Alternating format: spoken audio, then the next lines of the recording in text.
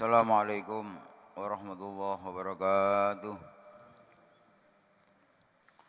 Alhamdulillah rabbil alamin. Yusabihu lillahi ma fis samawati wa ma fil ardil malikil qudusil azizil hakim. Tabarakalladzi biyadihil mulku wa huwa ala kulli syai'in qadir.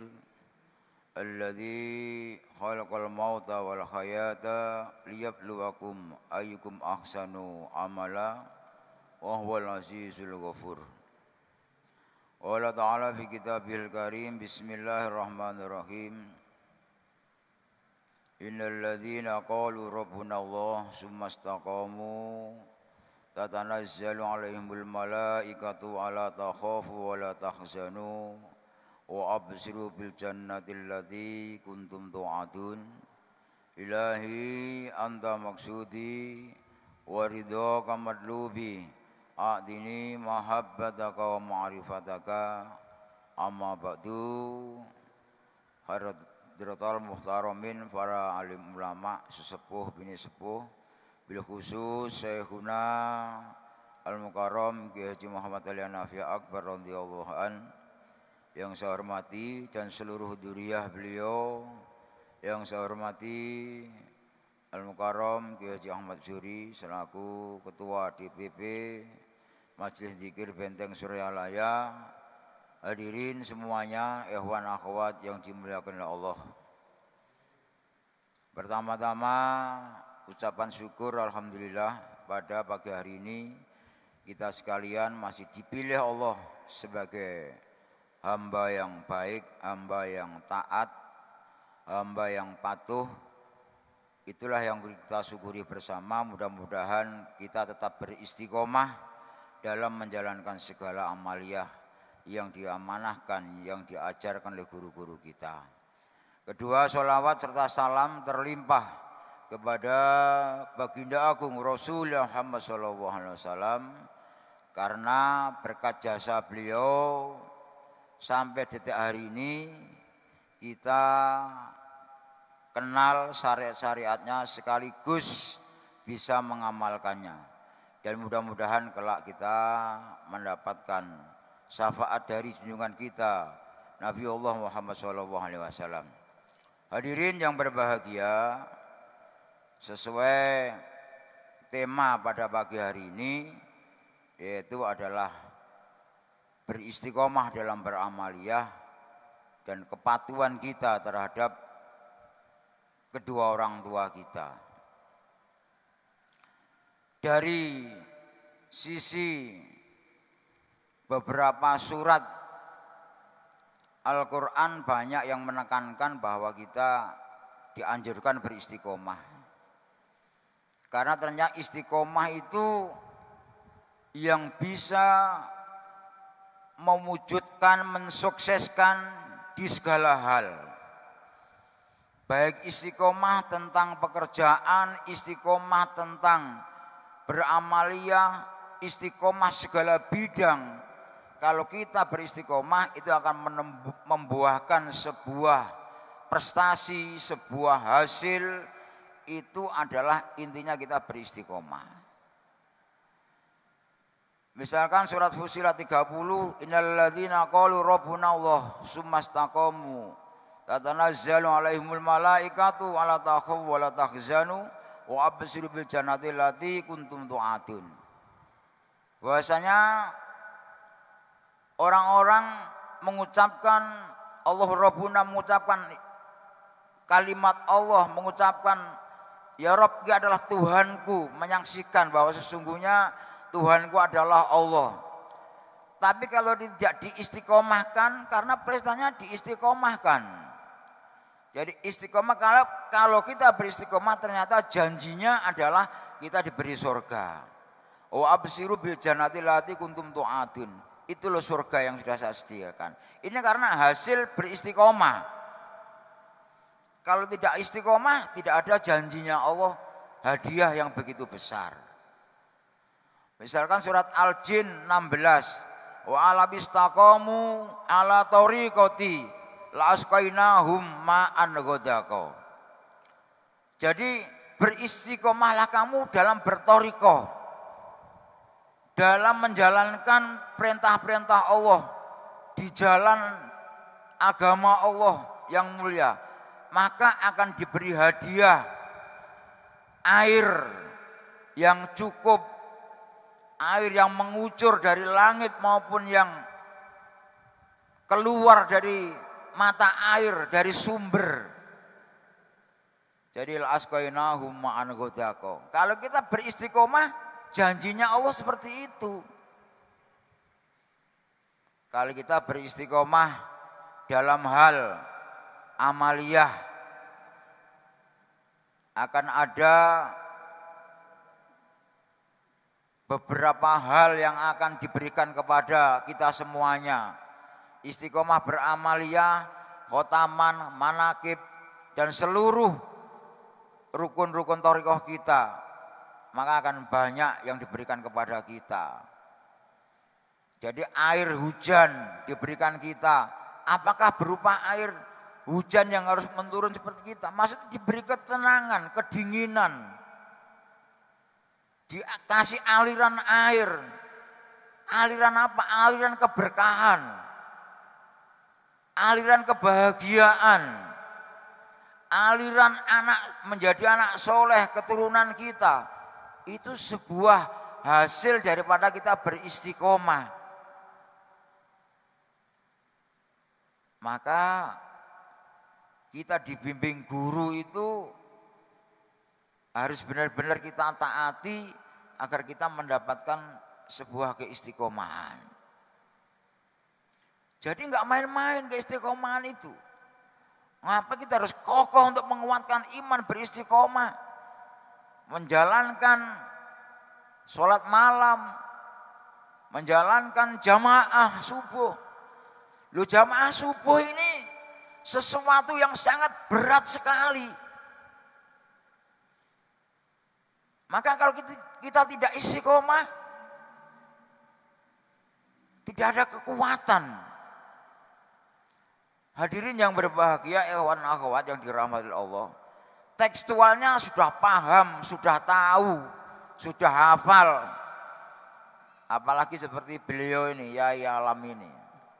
Tekstualnya banyak yang hafal, bahwa sesungguhnya siapa yang menjalankan jamaah sholat subuh,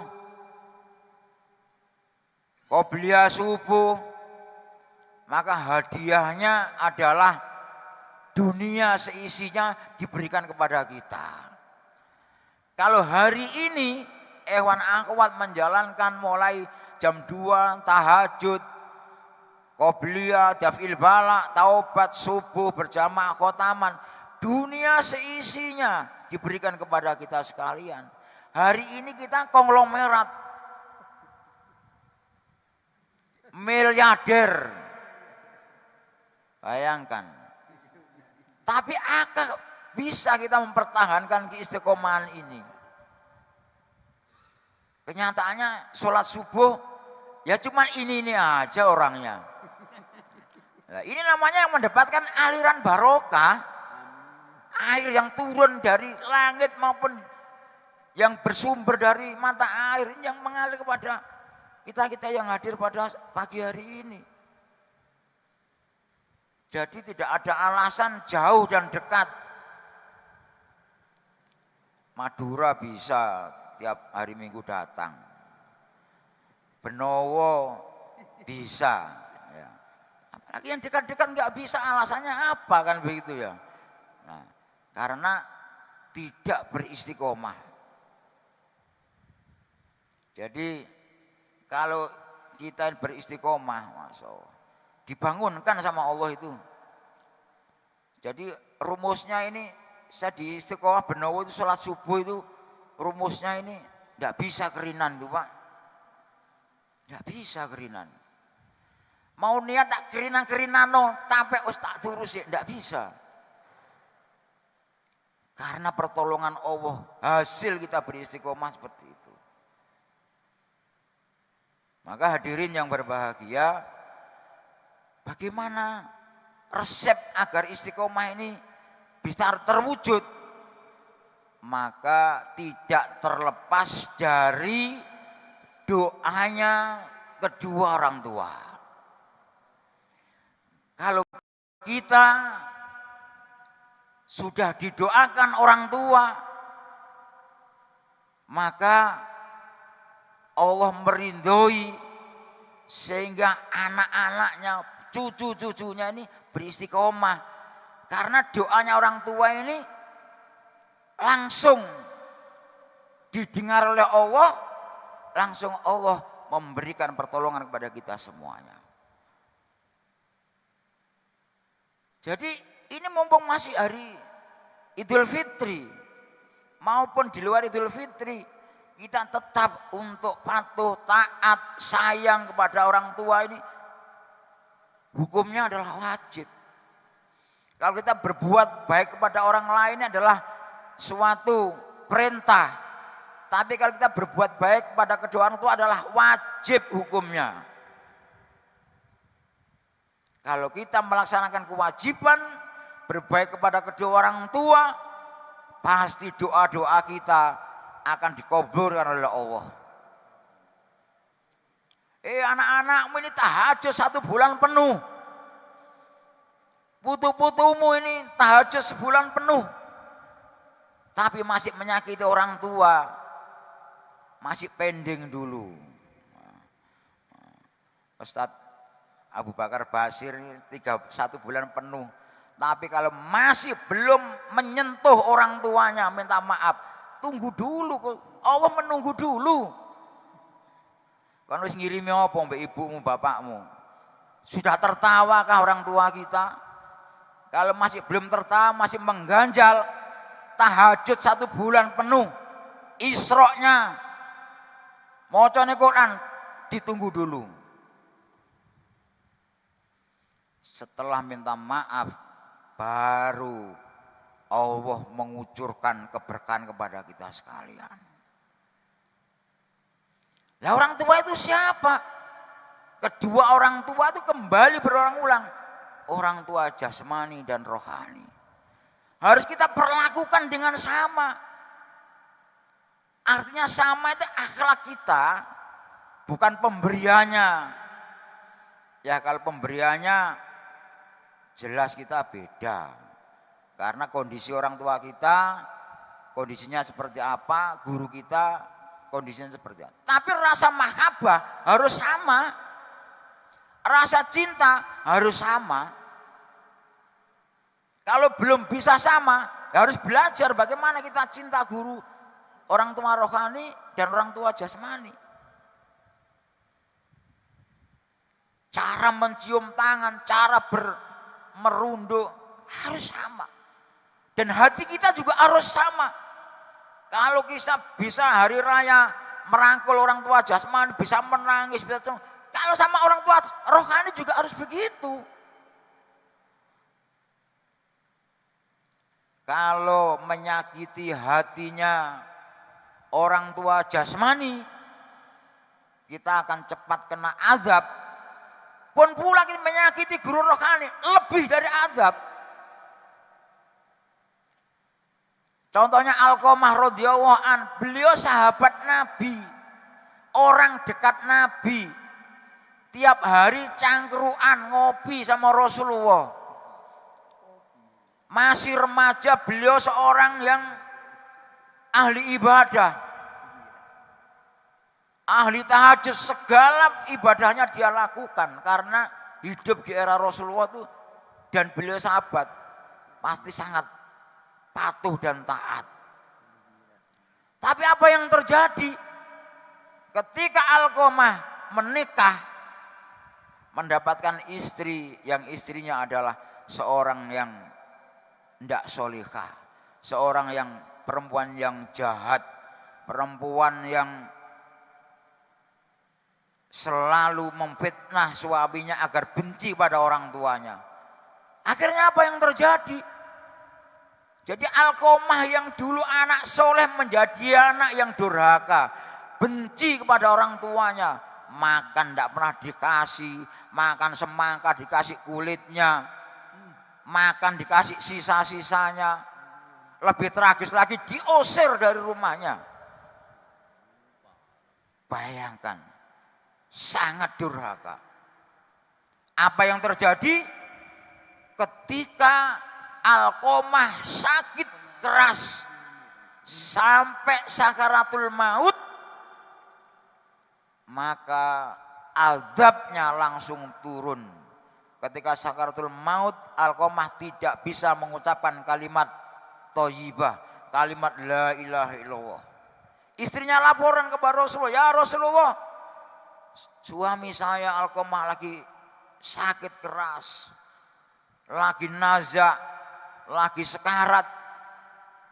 Langsung sahabat Bilal dipanggil. Bukan Bilal ini, sahabat Bilal yang asli ya. Jadi makanya macam-macam ambek jeneng Bilal sampean. Ya. Sampean ngenyek ambek Bilal, wah kualat sampean. Sahabat Bilal, baik Bilal, tolong Alqamah didatangi bai'atan, talqinen. Kasihan, jangan sampai saudara kita, sahabat kita ini mati kufur. Selamatkan itu. Datang sahabat Bilal sama sahabat yang lain. Alqamah sudah tidak dengar malah sakaratul maut. Ayo ikuti saya. La ilaha illallah. Sampai 3 kali ternyata cuma maka tidak bisa. Terkunci semua. Kembali sahabat Bilal. Ya Rasulullah, ternyata Alqamah tidak bisa mengucapkan kalimat thayyibah. Gimana ini? Kasihan ini. Bisa-bisa mati kufur Alqamah ini. Kembali lagi sahabat Bilal. Alqamah, ayo. Jangan sampai kamu mati kufur. Ayo ikuti saya. La ilaha illallah. Ternyata tetap tidak bisa. Makanya sampean wis duwe la ilaha illallah yo harus istiqomah aja diculno. Alate mati mek iku tok. Ya. Lalu kembali lagi. Ya Rasulullah tidak bisa.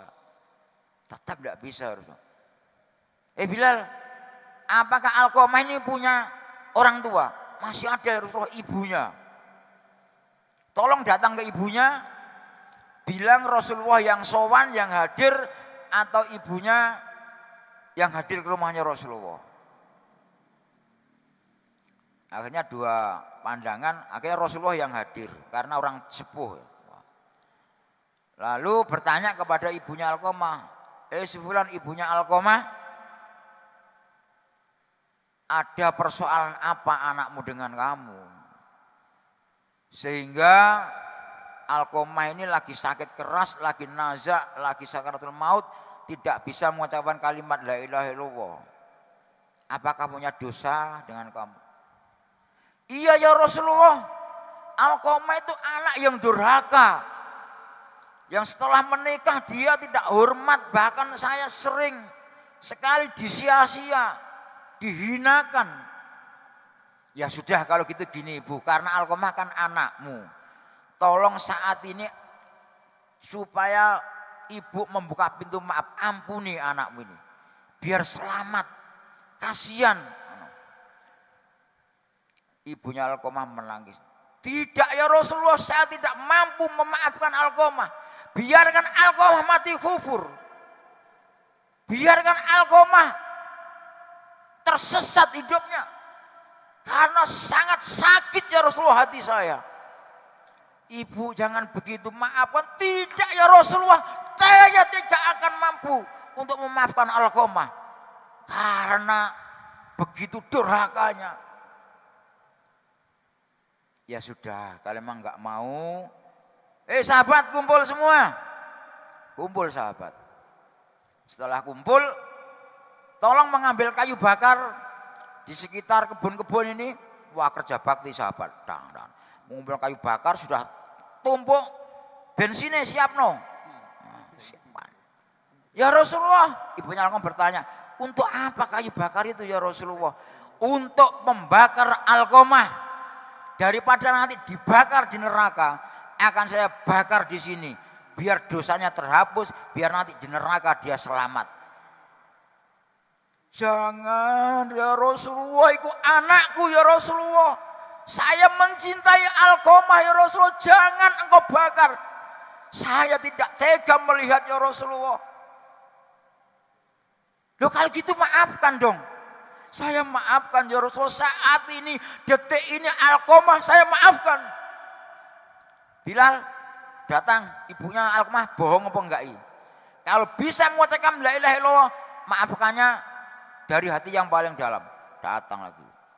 Alqamah, ikuti saya. La ilaha illallah. Langsung Alqamah terbuka. La ilaha illallah. Langsung meninggal dunia, Pak. Jadi menunggu ridhonya ibu, jangan main-main.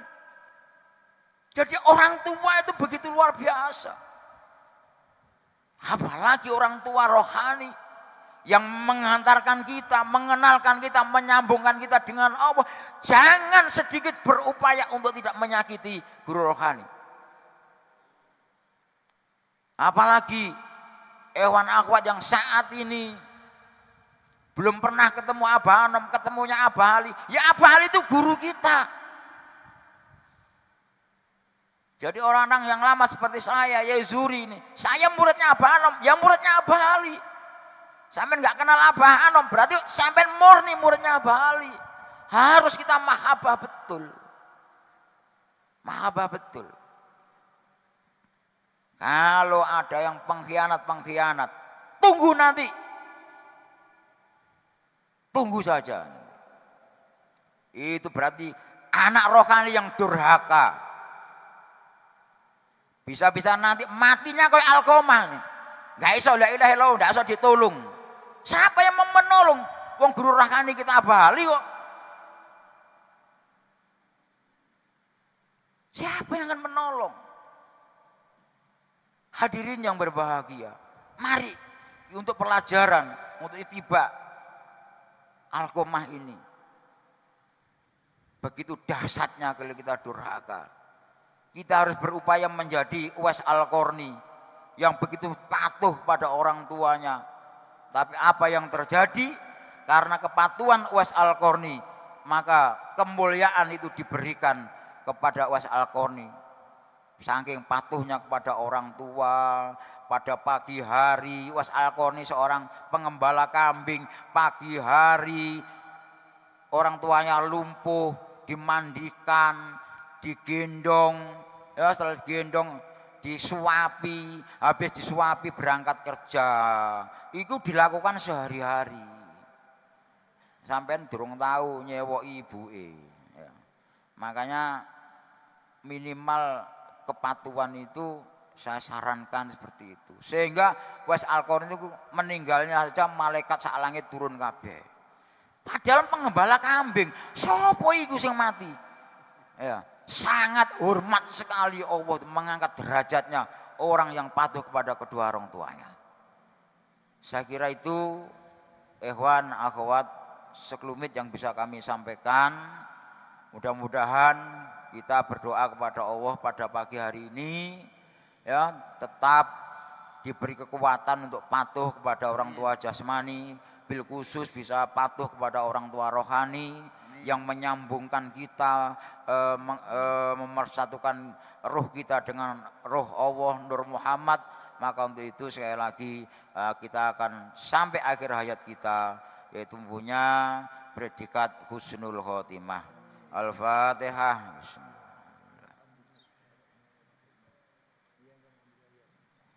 Khiron, assalamualaikum warahmatullahi wabarakatuh. Salatu sunnatul isyraq rakaataini jami'ah.